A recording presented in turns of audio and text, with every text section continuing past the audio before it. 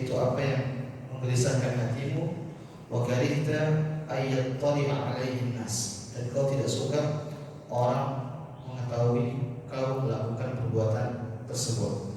Hadis ini diriwayatkan oleh Imam Muslim nomor 2593. Jamaah yang semoga dirahmati Allah Subhanahu wa taala, hadis ini adalah hadis yang mulia, hadis tentang seorang sahabat dia bertanya kepada Nabi sallallahu alaihi wasallam tentang suatu pertanyaan yang sangat agung, pertanyaan yang tidak hanya sekedar bisa dimanfaatkan bagi dia sendiri, ternyata dari jawaban tersebut bisa bermanfaat bagi semua orang. Inilah yang maksudnya faedah pertama yang saya ingin sampaikan, bahwasanya pertanyaan ini bisa mendatangkan banyak kebaikan. Makanya para ulama mengatakan contoh misalnya seperti hadis Jibril alaihissalam, kala Jibril datang kepada Nabi SAW, dia bertanya, ya Muhammad akhbirni an-Islam, ya Muhammad akhbirni an-iman, ya Muhammad akhbirni an-ihsan. Wahai Muhammad, ajarkan aku kepadaku apa itu Islam, ajarkan aku apa itu iman, ajarkan aku apa itu ihsan. Kemudian Nabi menjawab, para ulama mengatakan ini Jibril sudah tahu, cuman tatkala Jibril nanya kemudian Nabi menjawab, maka orang-orang yang tidak tahu pun menjadi tahu. Maka ini faedah. Seandainya misalnya kita dalam suatu komunitas, kita sudah tahu ilmunya, kemudian kita tidak berani untuk menyampaikan hal tersebut, mungkin bisa kita tanyakan melewati pertanyaan dan pertanyaan tersebut dijawab oleh seorang guru atau seorang ustaz, sehingga ilmu tersebut bisa tersebar di sekitar orang-orang di sekitar dia. Maka faedahnya, meskipun dia bertanya seakan-akan dia menyampaikan, seakan-akan dia memberikan ilmu tersebut kepada orang lain. Maka ini faedah pertama yang kita bisa ambil dari hadis tersebut. Faedah berikutnya di Allah Subhanahu wa taala, pertanyaan yang ditanyakan oleh sahabat ini, lihat pertanyaan yang sangat bermanfaat. Artinya bagaimana sampai kita bertanya kepada guru atau kepada siapapun pertanyaan-pertanyaan yang pertanyaan yang aneh. Kayak disebutkan salah satu hal yang dibenci oleh syariat, kathratus soal, yaitu banyak tanya. Banyak tanya apa yang seperti apa yang dibenci, itu menanyakan hal-hal yang tidak penting. Contoh misalnya ada orang nanya, Ustaz, kalau kita di bulan dan kita sholat ada apa-apa? Ustaz, dinosaurus dagingnya halal apa haram? Itu kan pertanyaan yang aneh, yang tidak perlu ditanyakan tapi ditanyakan. Ada orang kita mungkin sekarang kita tidak dapat, tapi ada orang-orang yang bertanya hal-hal yang seperti itu. Maka ini pertanyaan yang dibenci oleh syariat. Tapi kalau kita bertanya tentang suatu amalan yang memang benar-benar kita ingin kita lakukan, pertanyaan tersebut kita butuhkan untuk kita amalkan, maka justru ini suatu kebaikan. Jemaah semua taala, faedah berikutnya di sini Nabi ditanya, apa itu kebaikan? Ternyata Nabi jawab dengan kata yang ringkas, tidak bertele-tele dan tidak membingungkan. Ini sesuai dengan hadis Nabi. Beliau mengatakan, inni bu'istu bijawami'il kalim, inna bu'istu bijawami'il kalim. Aku ini diutus oleh Allah Subhanahu wa taala dengan jawami'il kalim. Jawami'il kalim itu kalimatnya sedikit, ringkas, tapi maknanya sangat luas. Beda sama kita banyak ngomong-ngomong, tapi maknanya sedikit. Tapi kalau Nabi SAW tidak demikian, ngomongnya sedikit, tapi maknanya sangat luas. Coba kita ditanya, wahai sang ibu atau sang bapak, kira-kira kebaikan itu apa? Pasti kita jawab, mungkin panjang lebar bertele-tele. Tapi ketika Nabi ditanya tentang hal tersebut, Nabi cuma jawab dua kosakata, husnul khuluq. Kebaikan itu adalah akhlak yang baik. Jamaah semua, ini dari kata para ulama, bahwasanya husnul khuluq, akhlak yang baik, ini adalah suatu kebaikan yang sangat urgensi yang harus dimiliki oleh seseorang. Kenapa demikian? Kebaikan itu banyak. Salat kebaikan, haji kebaikan, segala hal yang dicintai oleh Allah SWT itu kebaikan. Tapi ternyata terkadang Nabi ditanya, Nabi cuma menjawab dengan dua kalimat mereka sebenarnya menjawab dengan akhlaknya yang baik.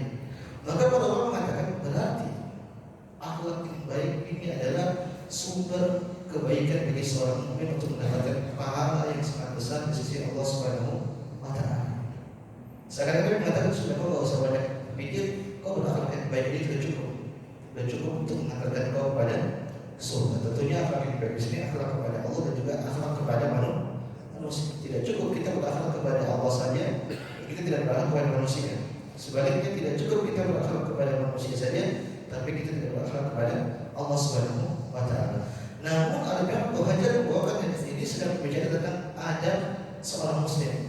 Seakan-akan Ibnu Hajar membawa bahwasanya kalau kita pengen jadi orang yang baik, maka jadilah pribadi yang memiliki akhlak yang baik. Sekali lagi kebaikan sangat banyak, tapi Nabi hanya menyebutkan akhlak yang baik. Ini seperti tatkala Nabi berbicara tentang haji.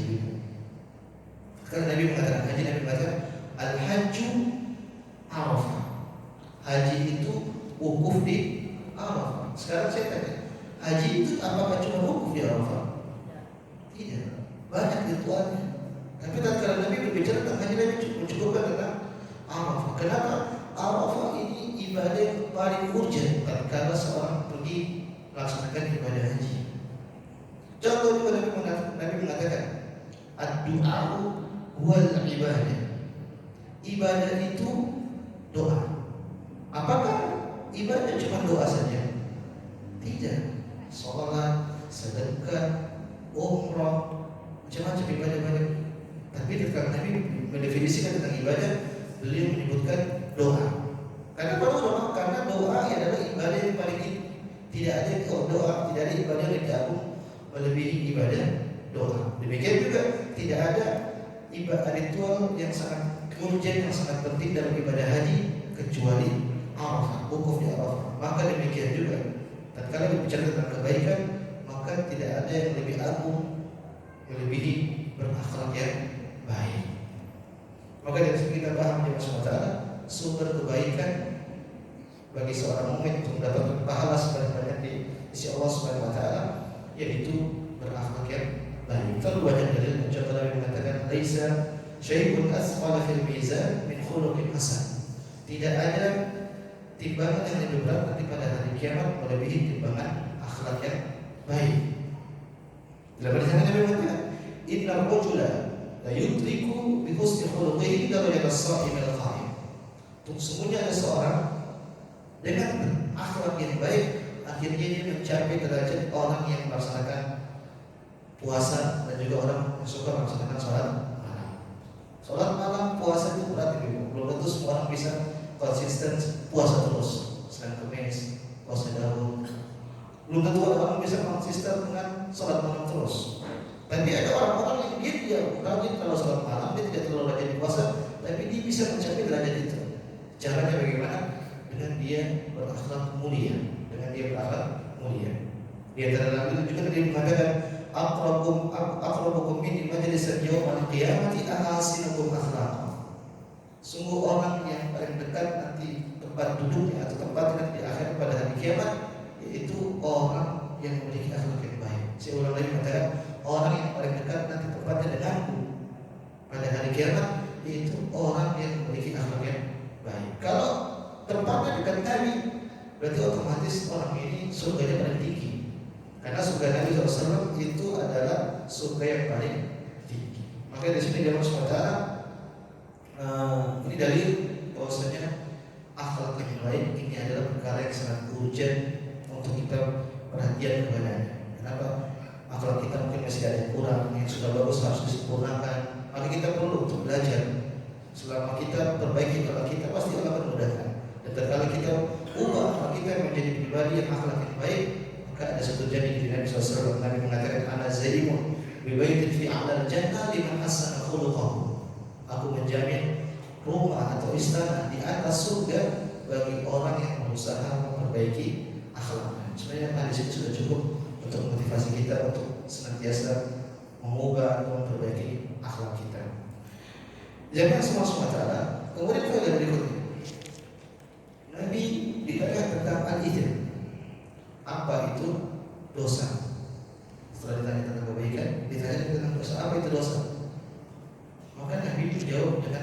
kasih buah kaidah. Nabi menyebutkan wal ithmu ma ada fi sadrik.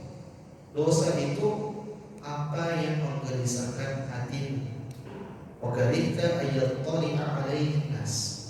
Dan kau tidak suka orang melihat kau melakukan perbuatan tersebut. Jamaah semua dirahmati Allah. Ini kaidah yang dibuat oleh Nabi SAW, kata para ulama, bagi orang-orang yang masih memiliki fitrah yang lurus, tidak menyimpang, tidak aneh-aneh. Selama fitrahnya masih lurus, maka kaidah ini bisa diterapkan. Contoh misalnya, kita ingin melakukan suatu hal, kita tidak tahu hukumnya halal atau haram, kita syubhat. Tapi kalau kita melakukan kok ada keraguan-keraguan yang mengganjal dalam hati, terus kita nggak suka orang melihat kalau kita melakukan perbuatan tersebut, maka ini berpotensi adalah perbuatan dosa. Bahkan kaidah Nabi Sallallahu Alaihi Wasallam. Sekali lagi, ini bagi orang-orang yang memiliki fitrah yang lurus. Kenapa saya mengatakan orang yang memiliki fitrah yang lurus? Karena ada orang-orang yang fitrahnya sudah tidak lurus. Contoh misalnya orang mabuk-mabuk, dia nyaman, dia makan pakai, berkuatan dengan mabuk-mabuk tersebut, dengan mungkin berzina dia konten, itu berarti sudah tidak benar. Kenapa dia merasa nyaman dengan dosa tersebut? Tapi kalau orang yang fitrahnya lurus, dia tidak akan pernah merasa nyaman dengan hal tersebut. Jangankan dia mau makan, dia kelihatan ketahuan saja dia tidak mau. Maka ini kaidah, kalau kita ingin mengetahui dosa, maka belajar di jamaah SWT. Ada suatu hal, kalau kita tidak tahu ilmunya, coba terapkan kaidah ini. Beda hal kalau kita sudah tahu ilmunya.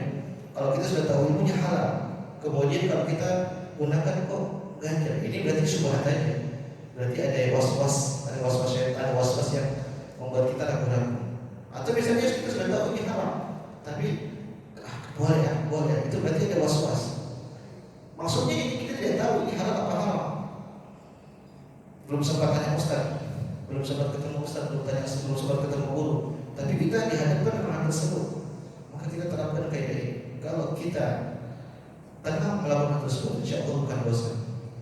Tapi kalau kita lakukan ada yang mengganjal, terus kita tidak tahu, tidak pengen orang tahu kita melakukan hal tersebut, maka sekali lagi ini potensi perbuatan tersebut adalah perbuatan yang haram. Allah Taala alam. Ini adalah masalah hadis yang ketiga yang bisa kita ambil faedah berkaitan dengan hadis pertanyaan kepada Nabi tentang apa itu kebaikan dan apa itu dosa. Hadis selanjutnya ini saya keempat. Wa Ibnu Mas'ud radhiyallahu taala anhu, hadis dari Ibnu Mas'ud radhiyallahu taala anhu, qala, dia berkata, qala Rasulullah sallallahu alaihi wasallam, Rasulullah sallallahu alaihi wasallam bersabda, "Idza kuntum salatan fala yatanajasnani dun al-akhar." Kalau kalian berjumlah 3 orang, maka yang dua orang tidak boleh saling berbisik-bisikan tanpa mengajak satu orang. Hatta takhtalitu binnas, sampai mereka bergabung atau berkumpul dengan orang-orang yang lain, min ajli anna dzalika yuzinu, karena perbuatan tersebut akan membuat orang yang ketiga tadi bersedih. Walafdu li Muslim, muttafaqun alaih, riwayat Bukhari dan Muslim, tapi hadis ini redaksi dari Imam Muslim. Saya ulang bacakan hadisnya. Nabi mengatakan, "Idza kuntum salasa," jika kalian bertiga, fala yatanajasani dun al-akhar, maka janganlah 2 orang berbicara atau berbisik-bisik berduaan sementara yang ketiga tidak diajak. Hatta takhtalitu bin-nas, sampai kalian berbaur kembali dengan manusia, min ajli anna dzalika yuzin, karena perbuatan tersebut akan membuat orang yang ketiga tadi jadi sedih. Jemaah semoga dapat suatu ini hadis sangat agung. Faedah pertama kita bisa dapati bahwasanya hadis ini menunjukkan bahwasanya Islam sekali lagi agama yang sangat sempurna. Islam agama sangat sempurna. Jangankan perkara-perkara besar, kita perkara ngobrol aja diatur sama Nabi Sallallahu Alaihi Wasallam, tidak boleh sembarang. Kalau yang bisik-bisik ini aja diatur sama Nabi, apalagi perkara-perkara yang besar. Dan ini yang tidak kita dapat di dalam agama-agama lain. Coba kita tanya agama lain, ada nggak ajaran agama kalian ngajarin cara ngobrol yang benar itu gimana sih? Diajarin gimana sih cara bermuamalah yang baik? Tidak semuanya bisa punya ajaran seperti ini. Tapi Islam punya. Sangat padat dan sangat detail. Contohnya ini, Nabi mengajarkan kita tentang adab tatkala kita bermuamalah kepada sesama kaum muslimin. Nabi mengatakan, kalau kalian jumlahnya 3, jangan sampai jangan sampai 2 ini bisik-bisik, yang satu ditinggalin. Dan ternyata di sini pun sudah diisyaratkan oleh Allah dalam Al-Quran. Ini tambah lagi faedah bahwasanya permasalahan ini bukan permasalahan sepele. Allah mengatakan, innaman najwa minasyaitan liyahzunal ladzina amanu. Sesungguhnya itu bisik-bisik itu, najwa itu berbisik-bisik, itu dari syaitan. Liyahzunal ladzina amanu. Untuk apa? Untuk membuat sedih orang-orang yang beriman. Dalam Al-Quran ada, dalam hadis ada. Ini perkara yang bukan sepele, tidak bisa kita anggap. Makanya yang semua dari semua adalah jangan sampai kita nyakitin teman kita, tetangga kita, saudara kita, siapapun dia dengan cara seperti ini. Yaitu kita berdua 3 orang, kemudian kita berdua yang seperti kita 3 ini. Sebenarnya kalau mengatakan tidak hanya berbisik-bisik. Contoh misalnya di 3 orang, 2 orangnya orang Jawa, yang 1 orang apa ya dulu? Orang Padang. Lagi ngobrol, tiba-tiba yang 2 Jawa ini ngobrol bahasa Jawa.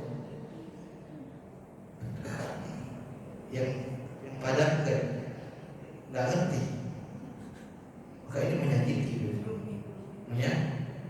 Kenapa kata para ulama? Nanti banyak suuzon yang muncul. Saya kan dia ngomong. Jangan-jangan mereka nggak suka sama saya. Jangan-jangan mereka lagi ngomongin saya. Jangan-jangan ada yang mereka rahasiakan kepada saya. Itu setan mulai bisik-bisik seperti itu.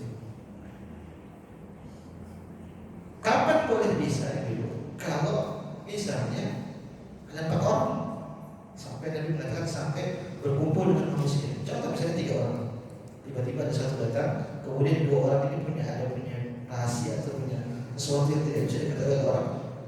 Maka 2 orang Jawa ini ngomong pakai bahasa Jawa tanpa mengajak 2 orang lainnya, maka kata para orang itu sudah boleh. Sudah boleh. Kenapa yang ini tidak sendiri lagi? Dia ada temannya. Maka kalau ibu punya suatu hal yang urgensi, yang mau punya suatu hadis yang pengen tidak diketahui semua orang, maka terapkan hadis ini. Jangan sampai kita menyakiti dia. Meskipun mungkin yang kita bicarakan bukan dia, ada hal-hal lain yang mungkin orang tidak perlu tahu. Tapi kalau kita terapkan perbuatan tersebut, ini orang nanti dia seuzon sama kita. Yang itu menyakiti hati seseorang. Maka ini adab Jabal Subhanahu wa Ta'ala, adab bagaimana kita bermuamalah, ada bagaimana kita berinteraksi, ada bagaimana kita berkawan, bermuamalah sama kaum muslim. Dan juga jangan terapkan sama kaum muslim, sama orang lain juga, orang kafir diterapkan seperti ini. Hadis selanjutnya yang kelima masih dalam bab adab, yaitu hadis dari Ibnu Umar radhiyallahu ta'ala anhu. Hadis dari Ibnu Umar radhiyallahu ta'ala anhu, qala, dia berkata, qala Rasulullah sallallahu alaihi wasallam, Rasulullah sallallahu alaihi wasallam bersabda, la yuqimu ar-rajulu ar-rajula min majlisihi thumma yajlisu fihi. Kata Nabi sallallahu, janganlah seorang memaksa saudaranya berdiri dari tempat duduknya agar dia dapat menempati tempat duduk saudaranya tersebut. Walakin tafassahu wa tawassahu. Akan tetapi hendaknya mereka saling melapangkan dan merenggangkan sehingga saudara yang baru datang tadi bisa duduk. Jamaah yang semoga sementara ini juga hadis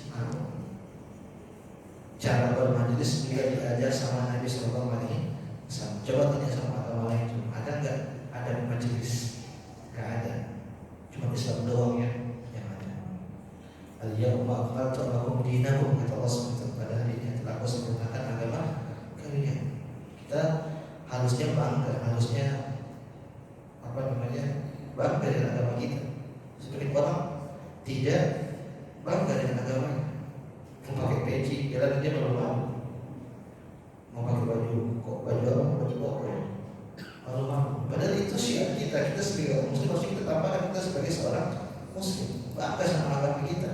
Pengen malu, agama yang sempurna tadi malu kan? Tidak ada satunya agama yang benar kecuali agama Islam. Inna dina indallah Islam. Satu-satunya agama yang benar hanya agama Allah Subhanahu wa taala. Wa may yabtaghi ghayra al-islam dinan falan yuqbal minhu wa huwa fil akhirati minal khasirin. Kata Nabi sallallahu alaihi wasallam, siapa yang mencari agama selain Islam, maka Allah tidak akan terima, dan di akhirat kelak orang tersebut akan menjadi orang-orang yang merugi. Kita kembali, Nabi ngajarin kita tentang adab bermajelis. Kita tahu jemaah, orang tatkala bermajelis secara umum ada dua kondisi. Pertama, kita datang duluan dan juga kita datang terlambat. Maka kondisi pertama, kalau ada orang yang datangnya terlambat, dia baru datang, baru masuk ke kumpul, maka para ulama mengatakan dia cari tempat yang kosong dulu dekat-dekat dia. Dia berusaha mencari tempat yang kosong. Jangan sampai dia egois, dia maksudnya saya pengen di depan. Akhirnya dia baru langkah. Ini tidak sopan. Kalau ente mau duduk di depan, datang lebih awal. Karena dia tidak boleh kita maksain diri. Maka yang bijak bagi orang tersebut, dia lihat dulu mana yang kosong. Dia lihat, baru dia pergi ke tempat tersebut. Jangan dia maksa. Asli di sini duduk di depan situ kok, saya harus ke situ. Ternyata sudah duduk semua orang. Maka nggak boleh Mas, dia bisa duduk sini. Ini tempat saya mau kamu sendiri. Nggak boleh. Tidak boleh. Kemudian yang kedua, bagi orang yang sudah datang, misalnya dia sudah di depan, kemudian ada orang terlambat, kasihan kita ini nggak dapat tempat. Maka jamaah yang semoga dalam Allah amalan soleh yang perlu kita lakukan adalah itu kita bersilakan duduk sampai kita. Meskipun saya katakan, meskipun akhirnya sempit, tadinya kita lapang mungkin bisa nyolong kaki, bisa selonjor, bisa lebar kaki. Tapi ternyata ada orang berdiri ke sini. Kalau kita lihat masih ada space sini, duduk sini samping saya. Kenapa Nabi mengatakan tafassaru wa tawassaru? Hendaklah kalian saling melapangkan dan saling merendahkan tempat duduk. Jamaah semua sementara, ya, ini amalan sepele, tapi balasannya sangat luar biasa. Dalam Al-Quran Allah SWT mengatakan, ya ayyuhalladzina amanu, wahai orang-orang beriman, idza qila lakum tafassahu fil majalis fafsahu yafsahillahu. Kalau dalam suatu majelis ada orang minta rangkang sedikit, maka kata Allah, fafsahu, rangkanglah tempat tersebut, yafsahillahu lakum, maka Allah akan memberikan kelapangan kepada kalian. Kalau kita kembali baca buku-buku tafsir di buku jamaah semua ayat ini, saya ulang ayatnya, wahai orang beriman, kalau ada orang datang terlambat, kemudian dia mengatakan, coba geser dikit dong, maka kata Allah, fafsahu, geser dikit biar duduk. Apa jadi Allah? Yafsahillahu lakum, maka Allah akan lapangkan kalian. Para ulama tatkala mereka berbicara tentang ayat ini, maka Allah akan lapangkan kalian, maka mereka memberikan penjelasan yang sangat luar biasa. Saya baca perkataan Syaikhul dalam Allah Taala berkata, "Yuwassi'ullahu lakum fil jannah." Allah akan melapangkan bagi kalian surga. Ya Allah, kisah kita. Tapi dikasih apa? Surga.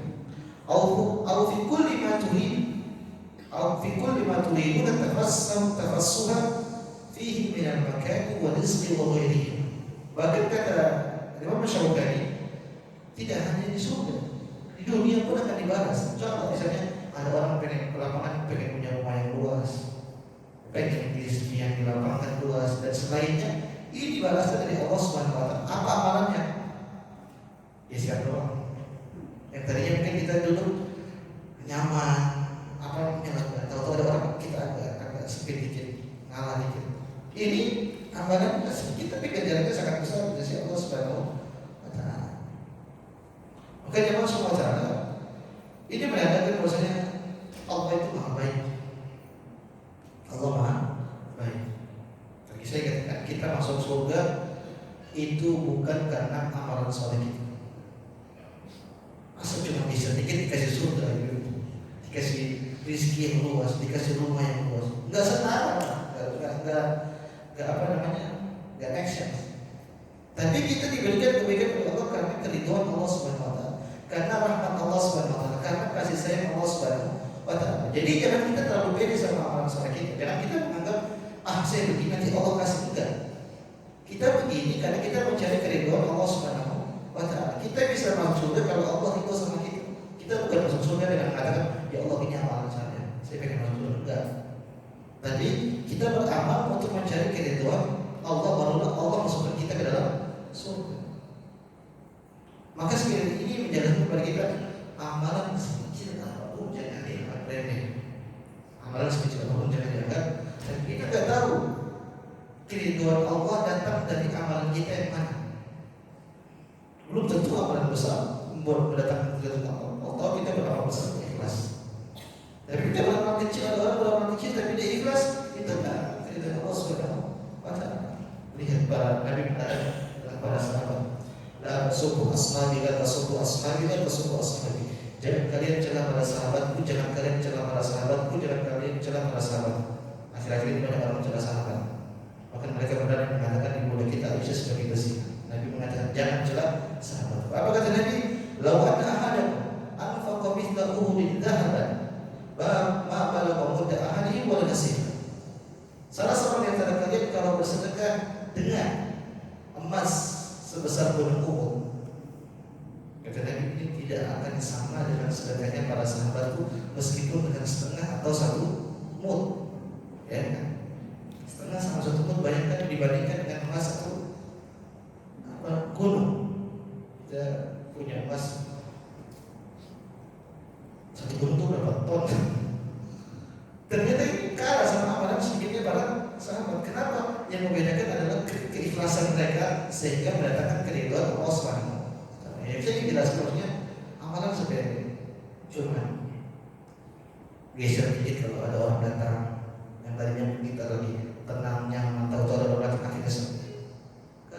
Mudahkan orang, berikan kebaikan sebagaimana kita dapat kebaikan. Kita misalnya kita suka di saf depan kalau kita sholat, maka kalau ada orang mau pengen ke depan, kalau masih ada space silakan, ya apa-apa. Jangan sampai kita nutup kebaikan. Maka Ibu Subhanahu wa taala hal yang sepele ini bisa kita terapkan. Makanya ada kaidah namanya al-jazaa bil jinsil amal. Balasan sesuai dengan perbuatan. Kita mudahkan orang di dunia, maka Allah akan mudahkan kita di mana? Di dunia dan juga di akhirat. Nabi Muhammad bersabda, "Man nafasa mu'minin qurbatan min qurab dunya, nafasa Allah anhu qurbatan min qurab yaumil qiyamah." Barang siapa yang memudahkan bagi orang mukmin kesusahannya di dunia, maka Allah akan mudahkan bagi dia kesusahan pada hari kiamat. Wa man yassara 'ala mu'sirin yassara Allahu lahu fid dunya wal akhirah. Barang siapa yang mempermudah urusan seseorang, maka Allah akan mudahkan juga bagi dia urusannya di dunia dan juga di akhirat. Ini janji Allah Subhanahu wa taala. Jamaah yang semoga Allah Subhanahu wa taala, ada permasalahan dibahas oleh para ulama. Bagaimana kalau kita misalnya sudah di saf depan, ini kita bicara tentang sholatnya, ini bukan bapak-bapak. Sholat, tiba-tiba ada orang penting datang, mungkin ustaz juga datang, tahu-tahu dia pengen di saf depan. Kita sebagai murid, apakah kita mempersilahkan dia di depan? Silakan kita jawab. Yang benar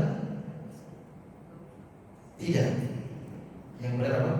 Tidak. Kecuali mungkin dia orang jauh atau Rasulullah, tapi kalau kebiasaan memang dia terlambat terus, tapi akhirnya kita rela pada kata para ulama. Kenapa?